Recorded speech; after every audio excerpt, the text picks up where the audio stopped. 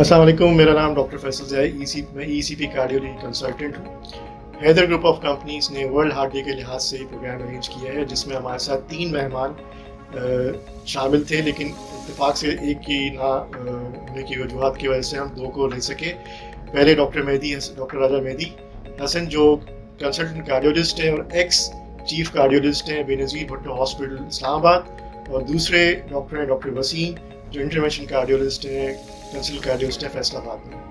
तो आज हम वर्ल्ड हार्ट डे के लिहाज से बहुत चीज़ें डिस्कस करेंगे और जितने नित नए तरीके इलाज मौजूद हैं कार्डियोलॉजी के अंदर उनको डिस्कस करेंगे ताकि हम लोगों को अवेयरनेस दे सकें। जी डॉक्टर मेहदी, आपका एक वास्ट एक्सपीरियंस है कार्डियोलॉजी में, आप एक्स चीफ भी रह चुके हैं कार्डियोलॉजिस्ट बेनज़ीर भुट्टो हॉस्पिटल में, और आपका एक बहुत अच्छा सेटअप इस्लामाबाद में है, ईईसीपी भी आपने स्टार्ट किया है। तो मैं आपसे ये पूछना चाहता हूँ कि क्योंकि दिल के अमराज में आप बहुत अरसे से काम कर रहे हैं, तो आपने क्या ट्रेंड देखा है कि दिल के अमराज भी अब दिन ब दिन बढ़ते जा रहे हैं, ख़ास तौर पर ऐसे लोगों पे जो यंग एज के हैं, इसकी क्या वजूहत है? बहुत शुक्रिया डॉक्टर फैसल। देखें, बात यह है कि इस वक्त जो हार्ट डिजीज़ हैं, दिल के जो अमराज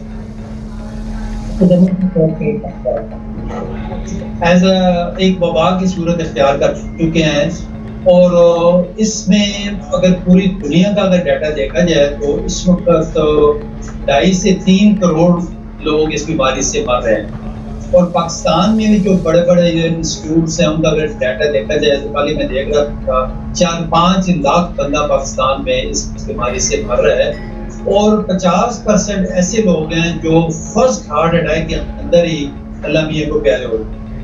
उनमें से 10 से 15% ऐसे लोग हैं जो टर्शरी केयर सेंटर में पहुंच पाते हैं, लेकिन अनफॉर्चुनेटली वो भी नहीं बच पाते। इसमें जो मेन ट्रेंड देखा गया है, जो मेन कॉज देखी गई है, वो हम लोगों का लाइफस्टाइल और हमारे खाने पीने की आदत है। यही वजह है कि अगर आप देखें तो हमारा जो केपी के शोबा है वहाँ पे ये बीमारी बहुत ज़्यादा कॉमन है, और कल ही बल्कि मेरे पास एक वो पेशेंट ऐसे है 33-34 year of age with triple muscle disease and they had been advised CABG. एक खातून थी, एक बात था, और ये जो मैंने देखा है, जो मेरा अपना ज़ाती एक्सपीरियंस है, 32 साल का मेरा एक्सपीरियंस है, तो यकीन करें सबसे बड़ी वजह हमारे ये खाने पीने की आदत है। ये जो हम शौकीन होते हैं ना खाने के, स्पेशली केपीके में मैं कहूँ कि हमारे नमकीन खाने हैं और उसमें ये घी और ऑयल आप इस्तेमाल होते हैं, बल्कि वहाँ पे केपीके के अंदर तो ये जो चर्बी होती है ना जिसको वो डल कहते हैं, उसके अंदर ही आपकी कढ़ाइयाँ, शिनवारी और ये सारी चीज़ें बनती हैं। जो उस कढ़ाई को अगर 10 मिनट अगर आप खुद वैसे रखें, आप अपनी आंखों के सामने उस कढ़ाई के अंदर हर चीज़ जम जाती है। तो किचन में देखें तो आपके एग्जॉस्ट फैन है, सीलिंग फैन है, वो भी सारे उसके ऊपर भी ये आपके ऑयल और घी एवेपोरेट होकर उस पर जमते होते हैं। तो क्या जब आप खाते हैं तो उसमें अंदर जब आप कोई भी चीज़ खाएं, जब आपकी बॉडी से इसोफेगस से होकर स्टमक में जाए, इसकी उधर से वेस्ट तो आपके निकल जाते हैं, जो आपकी चिकनाई होती है वो आपकी आर्टरीज के अंदर एक तय बना देती है। उस तय के अंदर वो एक लेयर बन जाती है, और वो लेयर की शक्ल में वो उस तरह बढ़ते बढ़ते और वो फिर आपकी जो एथेरोस्क्लेरोसिस प्रोसेस है उसको वो स्पीड अप करते हैं, और तभी आप देखें ये चीज़ें रुकती नहीं है। सुबह से लेकर रात तक अगर आप देखें हमारे जो नाश्ते हैं, तो जो हलवा पूड़ियाँ, निहारियाँ और ये सिरी पाए, मगज़, दोपहर को खाने देखें तो घरों में देखें हर जगह हमारे ये घी ऑयल इस्तेमाल। रात को देखें तो पिज़्ज़ा, बर्गर्स और ये सारी चीज़ें इस्तेमाल हो रही होती हैं। तो नो अनफॉर्चुनेटली ये सारे हमारी बुराई की जड़ यही है।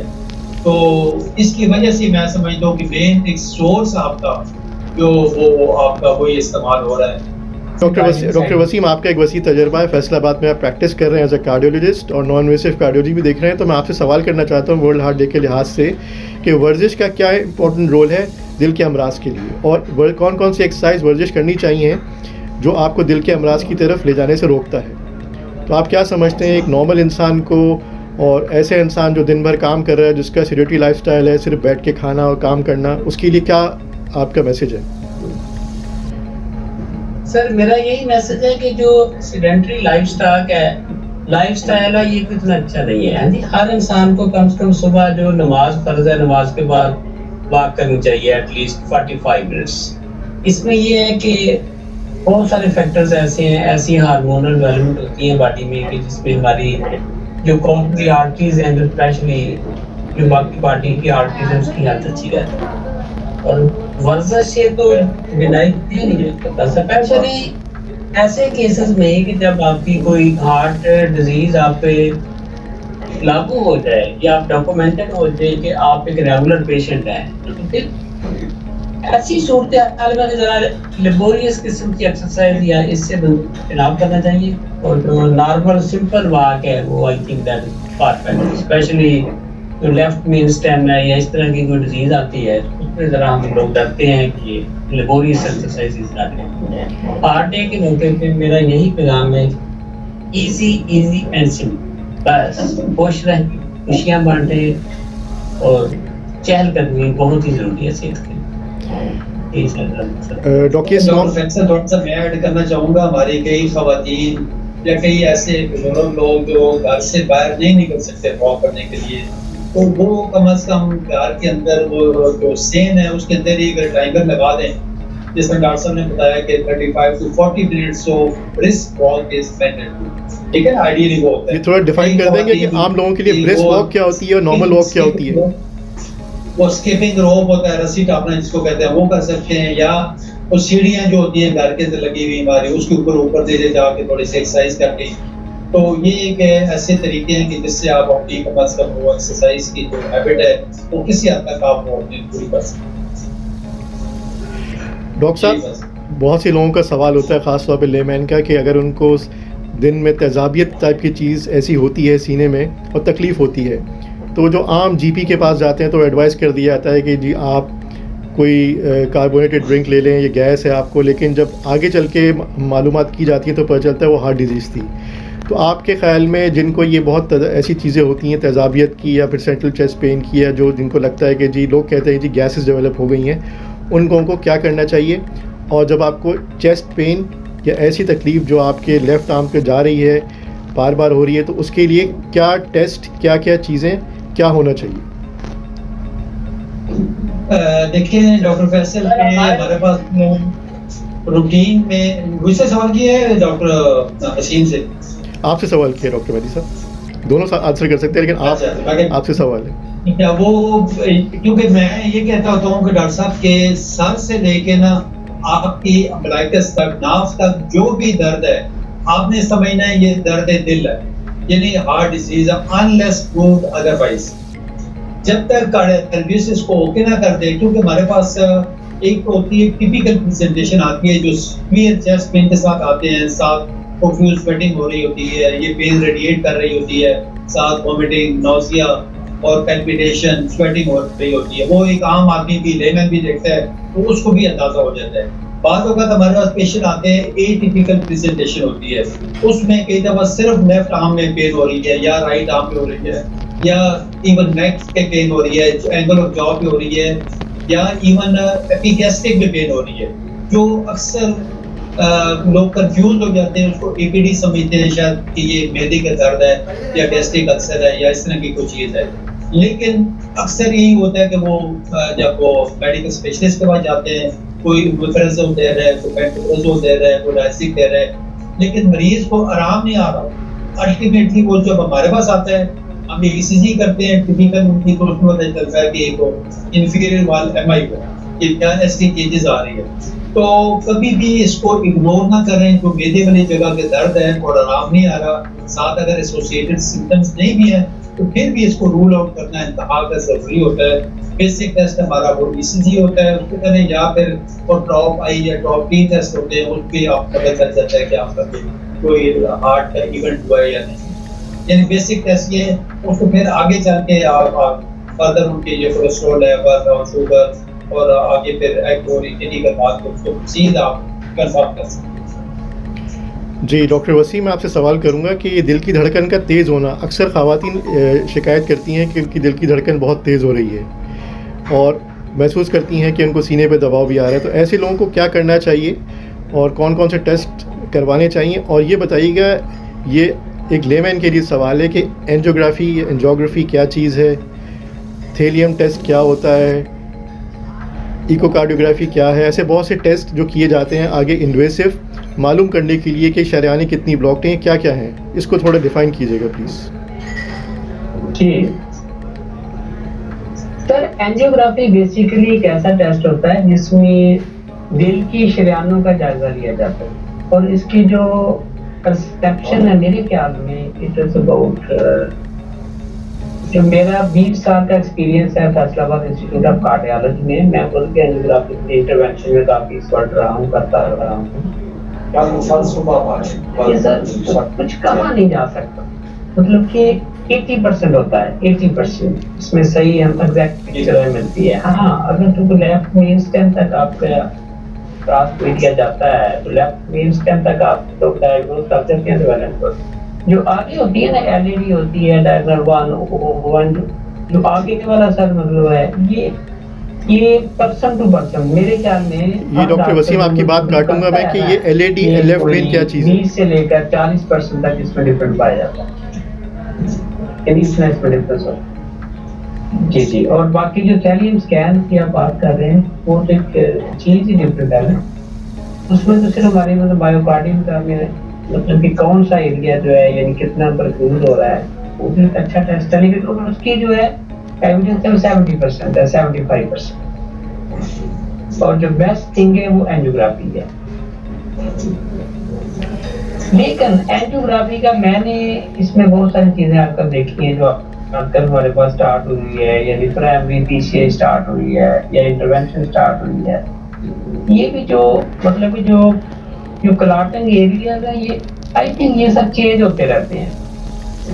आज एंजियोग्राफी की है तो द रिजल्ट वाज डिफरेंट, एक हफ्ते के बाद की है तो उसमें भी कुछ और रिजल्ट होगा, ठीक है। और बाकी असल बात ये है कि पेशेंट की सिम्टम्स होती हैं, जो मैंने यहाँ तक नोट किया है कि सिम्टम्स अगर रिजॉल्व हो जाएं तो एंजियोग्राफी ऐसे भी हमने पेशेंट देखे हैं कि ट्रिपल वेसल डिजीज है, लेफ्ट मेन स्टेम के ब्लॉक है, एलईडी भी जो हर चीज बंद है, लेकिन वो पेशेंट कहता है कि ही इज फीलिंग एसिम्प्टोमेटिक, वो कहता है जी डॉक्टर साहब मुझे तो कुछ भी नहीं होता। और 10 साल से हमने लोग चलते देखे, 10-15 साल हो गए हैं कि लोग चल रहे हैं। मेरा ये सवाल है डॉक्टर मेहदी आपसे, एंजियोग्राफी इंटरवेंशन है, इससे मतलब कि हमें अंदाजा जरूर हो जाता है कि आपकी जो हार्ट। डॉक्टर मेहदी मेरा आपसे सवाल है कि जो 3 तरीके इलाज दुनिया में मौजूद हैं, आप 3 कह सकते हैं, उनको 4 कह सकते हैं। नंबर 1 पे बाईपास सर्जरी, एंजियोप्लास्टी, जिसमें डॉक्टर वसीम ने बताया कि प्राइमरी एंजियोप्लास्टी जो एंजियोग्राफी करके की जाती है, और एक और तरीका इलाज जो दुनिया में आया है EECP, enhanced external counter pulsation. तो आप ये कैसे इसको डिफरेंशिएट कर सकते हैं कि कौन सा इलाज किस मरीज़ के लिए किस वक्त ज़रूरी है? तो इसमें आपकी एक्सपर्टीज़, क्योंकि EECP की भी हैं, आप इंटरवेंशन कार्डियोलॉजिस्ट भी रह चुके हैं, तो आप क्या समझते हैं कि किस मौके पे क्या क्या ये हम अडॉप्ट कर सकते हैं? और उससे पहले मेरा आपसे क्वेश्चन होगा कि जो ये नॉन इन्वेसिव तरीका इलाज EECP है, ये क्या चीज़ है? देखिए डॉक्टर फैसल, ये 4 किस्म के इलाज हैं जो पूरी दुनिया में किए जाते हैं। देखिए सबसे पहले अगर किसी को हार्ट अटैक होता है और उसके बावजूद मेडिसिन खाने के बावजूद पेशेंट सिम्टोमेटिक हो, यानी उसको सिम्टम्स आ रहे हैं, चेस्ट पेन हो रहा है, सांस फूल रहा है, घबराहट हो रही है, फिर एक स्टेप आगे हम मूव करते हैं जिसको कहते हैं एंजियोग्राफी टेस्ट। उस एंजियोग्राफी की बेस पे हम सारा फिर आगे चलते हैं कि उसमें अगर सिंगल वेसल डिसीज है, 2 वेसल है, 3 वेसल है, अगर एक वेसल में कोई ब्लॉकेज है और बाकी में इतना नहीं है तो उसको वो स्टेंट के जरिए या एंजियोप्लास्टी जिसको कहते हैं उसके जरिए वो दिया जाता है, ठीक है। अगर वो 3 वेसल डिसीज है और आर्टरीज की पोजीशन ऐसी है कि उसमें ना कोई स्टेंट डाल सकता है ना मरीज को बेनिफिट मिल सकता है, फिर ऐसे कंडीशंस में वो बाईपास करते हैं, जिसको कैबेज सर्जरी हम कहते हैं या आम लैंग्वेज हम कहते हैं बाईपास ऑपरेशन। तो चौथा तरीकाकार है मेडिसिन के अलावा, वो लेटेस्ट टेक्निक है जो EECP थेरेपीज को कहते हैं, और वो इसको एनहांस एक्सटर्नल काउंटर पल्सेशन, यहाँ मैं एक बात कोट करना चाहूँगा कि जो इंडियन प्रेसिडेंट थे अब्दुल कलाम आज़ाद साहब, वो एक इंटरनेशनल कार्डियोलॉजी कॉन्फ्रेंस में गए एज द चीफ गेस्ट जब वो हयात थे। तो उन्होंने जब खिताब किया तो उन्होंने ये सारी उन्होंने कहा जी अर्ली 70s के अंदर बाईपास इन्वेंट हुआ था, तो उस वक्त लोगों को बड़ा फैसिलिटेट किया गया, लोगों ने बड़ा फायदा उठाया, उसका बड़ा पॉपुलर हुआ। 80s के अंदर वो बैलून एंजियोप्लास्टी आई, जो प्रेशर दे के शरीरों को वो खोल दिया जाता था। अगली 80s के अंदर 90s में फिर वो एंजियोप्लास्टी आ गई, जो स्टेंट डाल के तो उसको खोल दिया जाता था। Now it's 20th century. It's the time for non-invasive treatment of heart diseases, which is ECP. उन्होंने अपनी इंटरनेशनल कार्डियोलॉजी कॉन्फ्रेंस में ये इरशाद फरमाया, जो रिकॉर्ड भी ऊपर है, गूगल करें तो आपको ये सारी चीजें मिल जाएगी। उन्होंने कहा it's the time for non invasive treatment for heart blockages. वो ECP तरीक़ेकार है जो बेसिकली बगैर ऑपरेशन के, बगैर सर्जरी के, बगैर मरीज को बेहोश के इलाज किया जाता है। इसमें होता क्या है कि मरीज प्रवास में एक मशीन के जो पाउच है उसके ऊपर लेटता है और उसके जो लोअर लेग्स हैं, निचला धड़ है, लोअर लेग्स पे, थाइस पे और बटन्स के यानी जैकेट्स बांधे जाते हैं। और इन जैकेट्स का, इन कफ्स का कमाल ये होता है कि जो आपकी बॉडी का एक्स्ट्रा ब्लड है वो हमारी लोअर लेग्स में होता है, वो इकट्ठा रहता है। और ये जब वो इसमें हवा भरी जाती है जैकेट्स के अंदर, तो वो स्क्वीज करके और टुवर्ड्स हार्ट वो ब्लड सप्लाई बढ़ती है।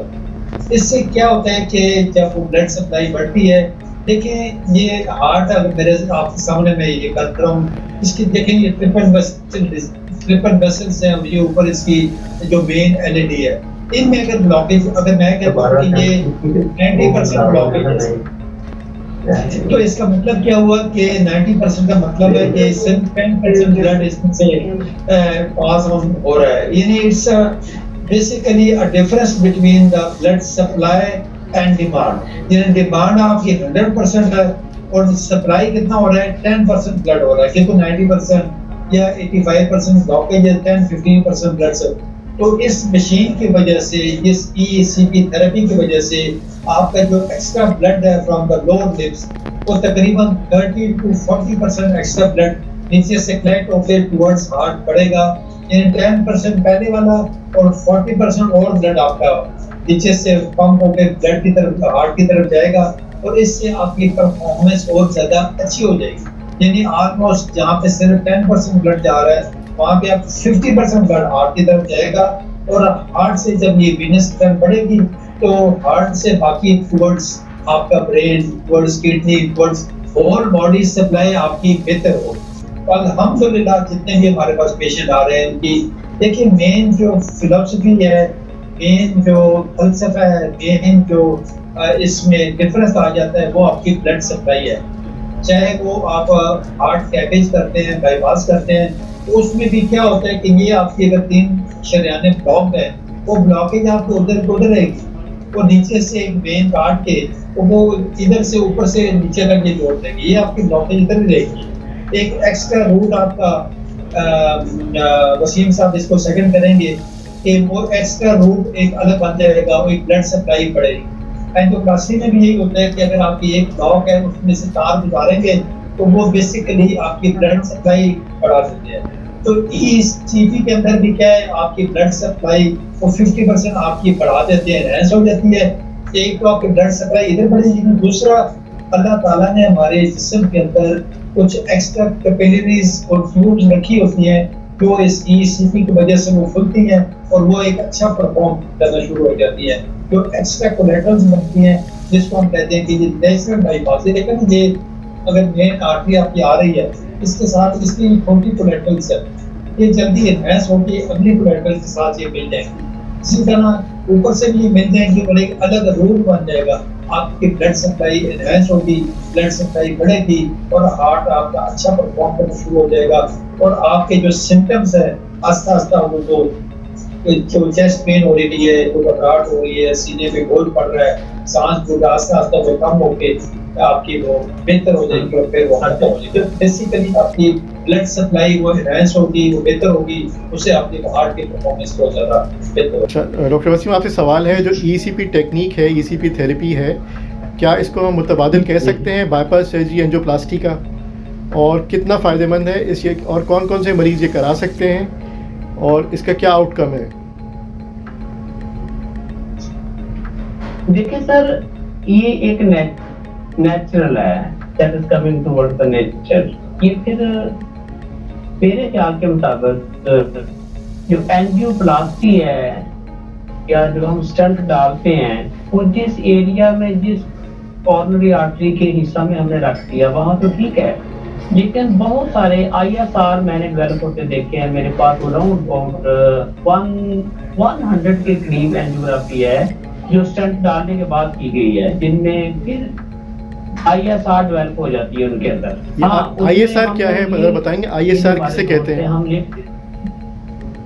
इनसाइड स्टंट रीस्टेनोसिस ISR में, यानी स्टेंट अंदर बंद हो जाता है, जो स्टेंट डालते हैं वो खुद ब खुद बंद हो जाता है आम आदमी के लिए, क्योंकि हम प्रोग्राम जो कर रहे हैं वर्ल्ड हार्ट डे के लिहाज से आम लोगों के लिए कर रहे हैं। मैंने डाटा कलेक्ट किया है, मेरे पास बहुत, मैंने बल्कि ये मेहदी साहब ने शेयर करता रहता हूँ, और इवन मैंने लीमा को भी स्टेनोज होते देखा है, वो भी मेरे पास कुछ डाटा ऐसे हैं वैसे पेशेंट के विद इन 1 ईयर। जो डॉक्टर मेहदी, मेरा आपसे सवाल है कि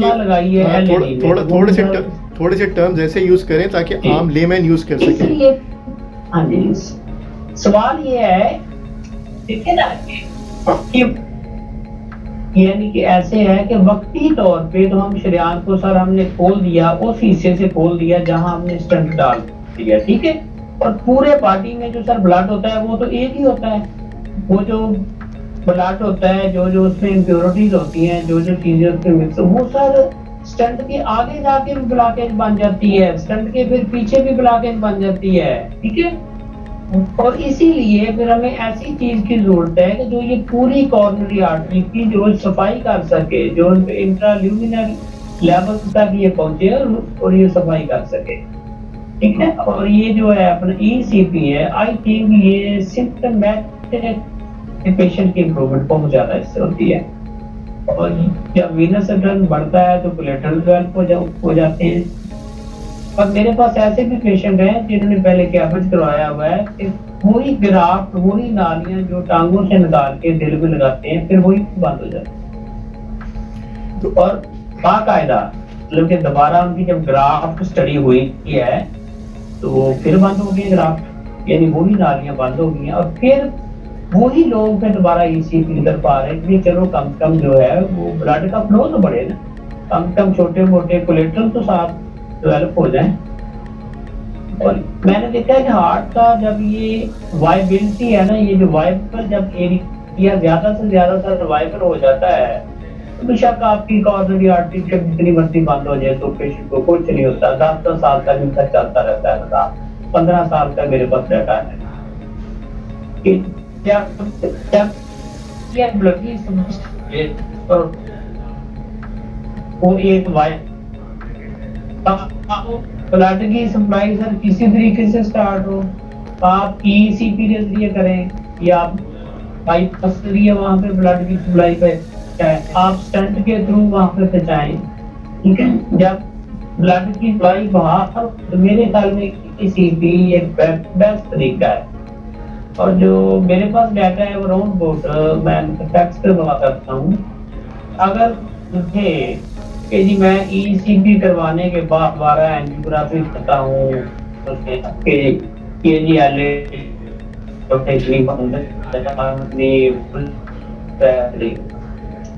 ये सिर्फ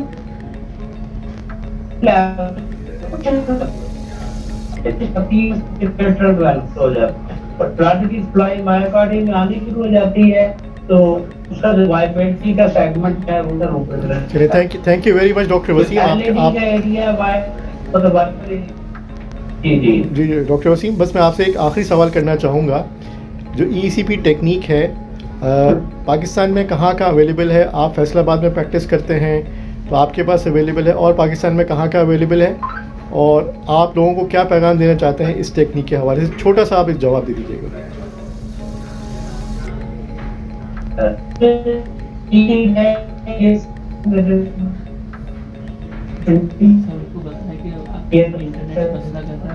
आई थिंक कुछ सेंटी में है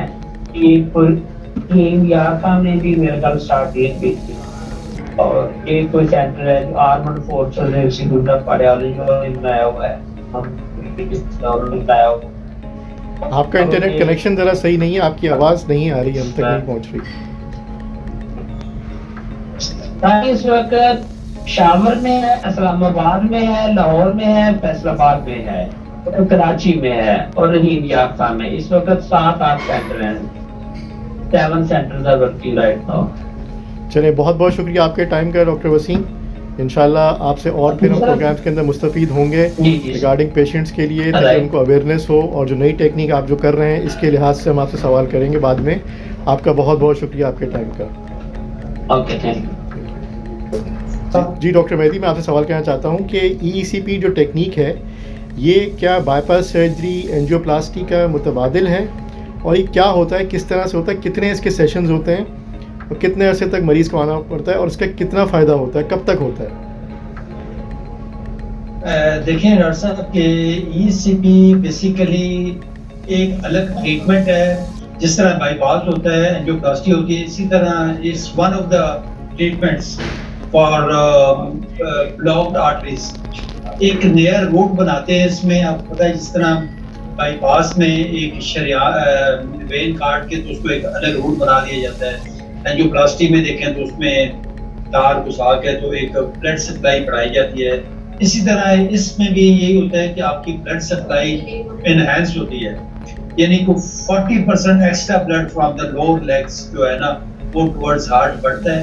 इस दौरान एक तो ब्लड सप्लाई बढ़ती है, दूसरा साथ जो आपकी बॉडी के अंदर ऑलरेडी जो कैपिलरीज और कोलेटरल्स मौजूद होती हैं, तो अल्लाह ताला की तरफ से तो वो आर्टरीज आपकी खुल जाती हैं और वो फंक्शन करना शुरू कर जाती हैं और एक कोलेटरल सिस्टम बन जाता है, जिसको हम अल्टरनेटिव ट्रीटमेंट या एक नेचुरल बाईपास का नाम देते हैं।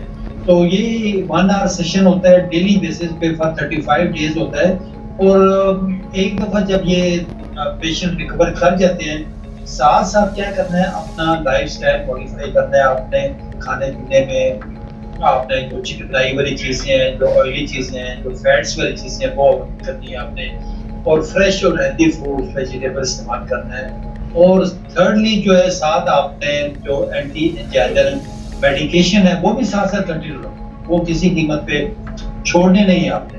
तो मैं समझता हूँ कि ये अगर आप रखेंगे तो मेरे पास पेशेंट आ रहे हैं 4-5 साल हो गए, उनको दोबारा कोई प्रॉब्लम नहीं हुई, कोई वो नहीं होगा। बिल्कुल उसी तरह ही जिस तरह बाईपास करवा लेते हैं या एंजियोप्लास्टी करवा लेते हैं, अपना लाइफस्टाइल मॉडिफाई करें, अपने डॉक्टर से इन टच रहें, अपने जो मेडिकेशन है वो कंटिन्यू रखें, तो इंशाल्लाह ताला आप साल चलते रहते हैं, इसमें कोई हार्म नहीं है। डॉक्टर साहब, एक सवाल आपसे ये है कि अक्सर लोग दवाइयाँ छोड़ देते हैं, कहते हैं कि जब हमने बाईपास सर्जरी करवा ली, एंजियोप्लास्टी करा ली, तो हम दवा क्यों खाएं? तो क्या ECP की बात भी ऐसे ही है, जो आप उसी बात को कंटिन्यू करना चाहूँगा कि दवाइयाँ कौन कौन सी दवाइयाँ हैं जो लेनी चाहिए हार्ट पेशेंट को, वो कभी भी कट डाउन नहीं करनी चाहिए? ये इस पे थोड़ा सा बिल्कुल इस तरह देखें, आप एंजियोप्लास्टी कराते हैं, स्टेंट लगवाते हैं, बाईपास करवाते हैं, आपकी मेडिकेशन और मेडिसिन को इतनी ज्यादा नहीं होती। देखिए, एक खून को पतला करने वाली दवाई होती है जो डेस्प्रिन एस्प्रिन हम यूज करते हैं, या क्लोपिडोग्रल होगी। साथ देखिए किसी न किसी को ब्लड प्रेशर चल रहा है तो एक ब्लड प्रेशर की दवाई होगी, एक कोलेस्ट्रॉल वाली होगी, अगर किसी को शुगर है तो वो शुगर कंट्रोल करने की 4-5 किस्म की दवाइयाँ होगी, और ये लाजमी तौर पे खानी चाहिए। इसमें किसी किस्म की कोई गलती की गुंजाइश नहीं है, ये लाइफ लॉन्ग मेडिकेशन चलेगी। और आपका ECP का भी फायदा तभी होगा कि आपका बाकी पैरामीटर्स भी ठीक रहे, आपका ब्लड प्रेशर कंट्रोल रहे, आपकी शुगर कंट्रोल रहे, आपका कोलेस्ट्रॉल ठीक रहे, और आपकी जो प्लेटलेट जो डिस्प्रिन वो भी साथ से करते, ताकि खून जमे ना और आप एक अच्छी और मुतवाज़न और बेहतरीन लाइफ गुजारें। एक आखिरी सवाल डॉक्टर साहब आपसे, वर्ल्ड हार्ट डे के लिहाज से पाकिस्तानी अवाम के लिए और दुनिया भर के लोगों के लिए जो ये प्रोग्राम देख रहे हैं, उनके लिए क्या खास पैगाम आपकी तरफ से? बिल्कुल जी, आप यूँ समझिए कि जो वर्ल्ड हार्ट डे पूरी दुनिया में 29 सितंबर मनाया जाता है और ये पूरा वीक होता है। 4-5 अक्टूबर तक ये चलता है, कोई पहले कर लेता है, कोई बाद में। इस दिन के मनाने का मकसद होता है कि लोगों में हार्ट डिज़ीज़ के मुतल्लिक आगाही, अवेयरनेस पैदा की जाए, ताकि इसके अपने आप को इस बीमारी से बचा सके, जो एक वबा की सूरत अख्तियार कर चुकी है। इसमें कोई लंबी-चौड़ी साइंस नहीं है और सबसे मज़े की चीज़ ये है इसमें कि 80% ये डिसीज़ जो है हाईली प्रिवेंटेबल और कंट्रोलेबल है। बशर्ते कि आप अपना जो हाई ब्लड प्रेशर है उसको कंट्रोल करें, आपके शुगर लेवल को कंट्रोल करें, आपका कोलेस्ट्रॉल लेवल ठीक रखें, आपका बीएमआई लेवल जो है आपका, वो आपका विद इन लिमिट हो, 25 बीएमआई तक वो आपका वहाँ पे रहे, और स्मोकिंग अवॉइड करें, रोजाना 40-50 मिनट वॉक करें और हेल्दी और फ्रेश वेजिटेबल्स फ्रूट्स इस्तेमाल करें। तो मैं समझता हूँ कि न सिर्फ आप खुद ठीक रह सकते हैं बल्कि अपने दोस्तों को, अजीज़ो अकारब को और जितने भी आपके प्यारे हैं उन सबको भी आप दिल की बीमारियों से बचा सकते हैं। तो इसको अगर मैं, वो कहते हैं दरिया को अगर कूजे में बंद करूँ तो वो एक छोटी सी नज़म की सूरत में होगा कि काम खाना, डॉक्टर साहब सुन रहे हैं मेरी आवाज़? बिल्कुल। काम खाना, वॉक और वर्जिश को मामूल बनाना, बीपी कोलेस्ट्रॉल घटाना, सिगरेट को मत हाथ लगाना, सेहत का दस्तूर सुहाना, देखो यारो भूल न जाना, काम खाना। ये मैं एंड ऑफ द डे ये निचोड़ है पूरी मेरी गुफ्तगू का। बहुत बहुत शुक्रिया आपका डॉक्टर मेहदी। आइंदा भी आपसे मुस्तफ़ीद होते रहेंगे आपके तजुर्बात से, और आप जितने भी आपने अभी नई टेक्निक के लिहाज से जो मरीज़ किए हैं इंशाल्लाह और प्रोग्राम करेंगे। बहुत बहुत शुक्रिया आपका।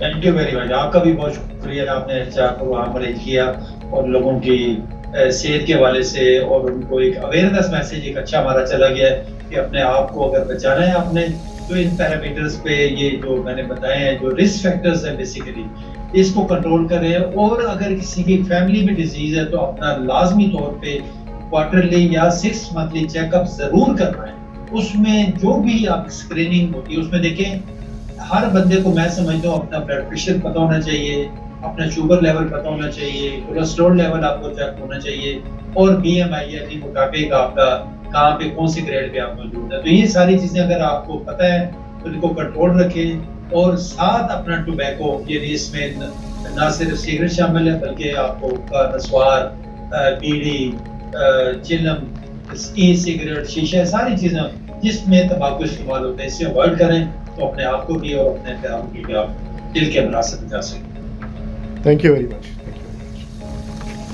थैंक यू जी, बहुत शुक्रिया आपका।